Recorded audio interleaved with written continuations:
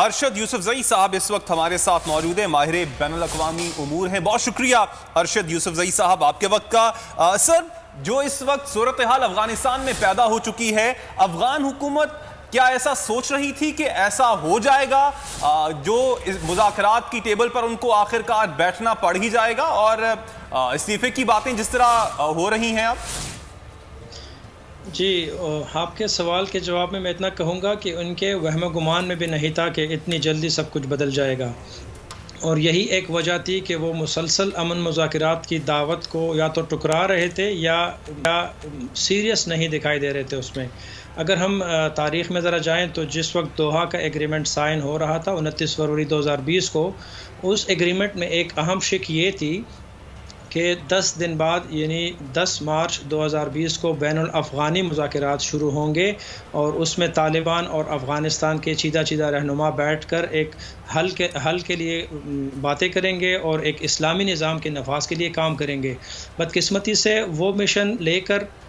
جب وہ بات لے کر ڈاکٹر خلیل زاد گئے ہیں ڈاکٹر اشرف غنی کے پاس، افغان صدر کے پاس، تو بتایا جاتا ہے کہ انہوں نے یہ بات ریجیکٹ کی اور یہ کہا کہ 4 سال جب میری حکومت پوری ہو جائے اس کے بعد ایسی باتوں پر غور کیا جائے گا۔ اور یہ پھر ہم نے دیکھا کہ وہ مذاکرات 4 مہینے ڈیلے کے بعد شروع ہوئے جون کے آخر میں۔ تو افغان حکومت اب بھی یہ سوچ رہی تھی کہ امریکی انخلا تو نہیں ہوگا، وہ یہ سوچ رہے تھے، لیکن جب امریکی مکمل طور پر نکل گئے اور طالبان نے کر دکھایا کہ وہ 2 مہینے کی بات جو کر رہے تھے وہ 10 دن کے اندر انہوں نے پورا ملک کنٹرول میں لے لیا۔ اب افغان حکومت کے پاس اور کوئی چارہ نہیں ماں سوائے اس کے کہ استعفیٰ ہینڈ اوور کریں، لیکن اب استعفوں سے کوئی کام نہیں چلنا، کیونکہ طالبان آلریڈی کیپٹل تک پہنچ چکے ہیں اور وہ ایک پرامن طریقے سے اس کا کنٹرول لینا چاہتے ہیں۔ صحیح، تو آپ کیا سمجھتے ہیں ارشد یوسفزئی صاحب کہ پاکستان کے اس موقف کی تائید ہوتی ہے؟ کہا کرتا تھا کہ امریکہ کو اپنی فوج کا انخلا اسی وقت کرنا چاہیے جب اس معاملے کا کوئی سیاسی حل نظر آئے۔ بالکل، پاکستان تو مسلسل کہتا آیا ہے، پاکستان نے بہت ایفرٹس کی کہ پیس پروسیس میں انوالو ہو۔ پاکستان نے یہ کوشش بھی کی کہ امریکی اس بات پر مائل ہوں، اور ان کو یہ بات واضح کی گئی تھی کئی دفعہ کہ جب تک افغانستان کے مسئلے کا حل نہ نکلے آپ انخلا کی باتیں نہ کریں، لیکن بدقسمتی سے امریکیوں نے جلد بازی دکھائی، اور وہ اپنے آپ کو بچانے کی خاطر جو ایگریمنٹ ہوا تھا ان کو شاید یہی گمان تھا کہ اگر وقت پورا ہونے پر ہم نہ نکلے تو طالبان کے ان کے خلاف جو کارروائیاں وہ بڑھ جائیں گی، اور وہ نکل گئے۔ اب مسئلہ یہ تھا کہ افغان حکومت کے لیے بھی یہ باتیں سیریس نہیں وہ لے رہے تھے کہ پاکستان جو کر رہا ہے یہ اس میں ان کی خیر ہے اور پورے ملک کی خیر ہے۔ اچھا ارشد صاحب، جیسے کہ آپ نے کہا کہ 2 مہینے کے بجائے 10 دن میں طالبان نے کنٹرول سنبھال لیا ہے، افغان عوام کیا چاہتی ہے ایسے موقع پر؟ کیا دیکھ رہے ہیں؟ جی دیکھیں، بہت سے موقعوں پر ہم نے دیکھا فوٹیجز آ رہی ہیں مختلف شہروں سے جہاں پر افغان فوج کی گاڑیوں پر پتھراؤ کیا جا رہا ہے اور طالبان کو ویلکم کیا جا رہا ہے۔ یہ کوئی طالبان کے لوگ نہیں ہیں، یہ عام سویلینز ہیں، کامن پیپل ہیں جو سڑکوں پر آئے ہیں اور طالبان کو خوش آمدید کہتے ہیں،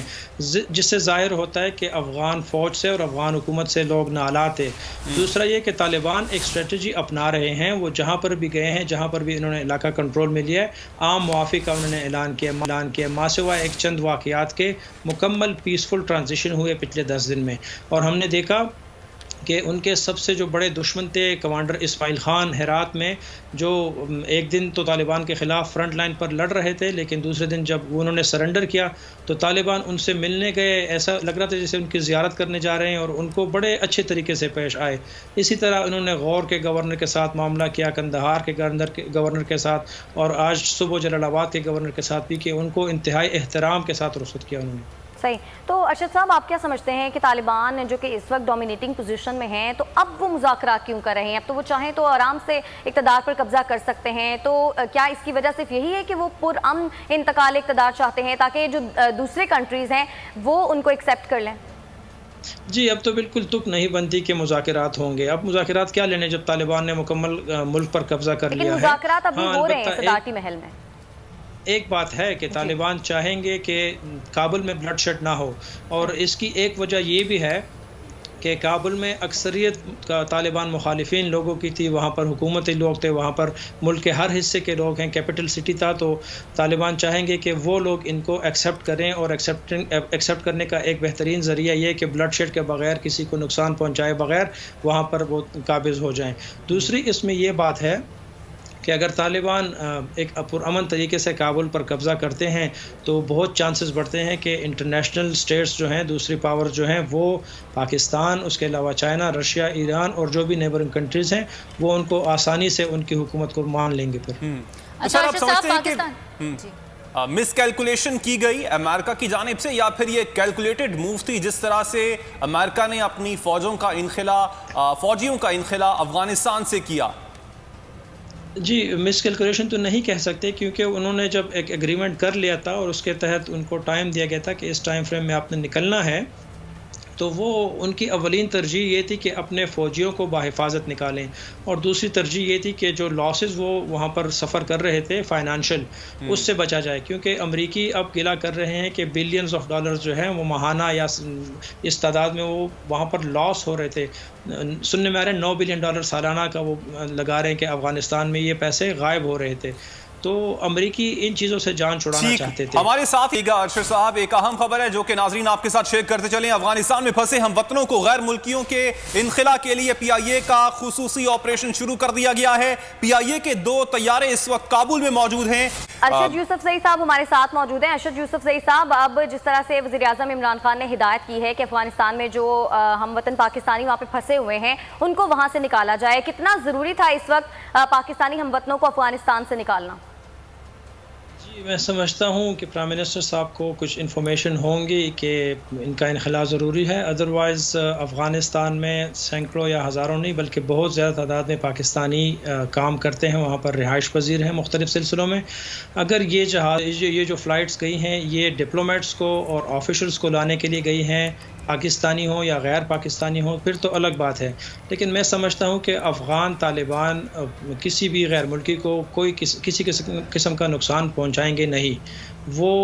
ایسی بدنامی نہیں مول لے سکتے، تو میں سمجھتا ہوں کہ آپریشنز۔ اچھا، ارشد یوسفزئی صاحب بھی ہمارے ساتھ موجود ہیں۔ ارشد یوسفزئی صاحب، جس طرح سے جمیل بھی بات کر رہے تھے، امریکہ اپنا مقصد حاصل نہیں کر سکا، امریکہ نے ایک طویل جنگ لڑی افغانستان میں اور اس کے بعد انخلا کیا، تو جو امریکی تھنک ٹینک ہے وہ اپنے لوگوں کو کس طرح سے مطمئن کر سکے گا اتنی طویل جنگ کے جس میں اس کو بعد میں ناکامی ہوئی اینڈ پر؟ دیکھیں جی، امریکیوں کا ایک مسئلہ یہ ہے کہ ان کی عوام ان امپورٹنٹ انٹرنیشنل ایشوز سے اکثر بے خبر رہتی ہے،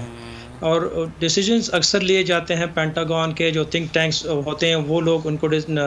مشورے دیتے ہیں اور آگے جا کر اس پر حکومتیں عمل کرتی ہیں، فوج ان کی ان چیزوں پر عمل کرواتی ہے۔ انفارچونیٹلی امریکی عوام کمپلیٹلی ان اویئر رہتے ہیں ایسے مسائل میں۔ اب اگر امریکی عوام کو احساس ہوتا اور ان چیزوں کی اگر کسی دن احتساب ہو کہ افغانستان میں کتنے لاسز ہوئے ہیں، تقریباً $1 ٹریلین کا بتا رہے ہیں امریکی صدر، تو اس کے بعد امریکہ میں ایسی حکومتیں بالکل بھی نہ رہ سکیں، کیونکہ امریکہ ایک ایسی جنگ لے کر آیا افغانستان میں جو باوجود اس کے کہ ان کو پتہ تھا کہ وہ نہیں جیت سکتے، 20 سال تک انہوں نے اپنے آپ کو بھی خوار کیا اور افغان عوام کو بھی خوار کیا، اور آخر میں وہی ہوا کہ موٹر سائیکلوں پر سوار طالبان نے ان کو شکست دے دی۔ اچھا ارشد صاحب ہمارے ساتھ رہے گا۔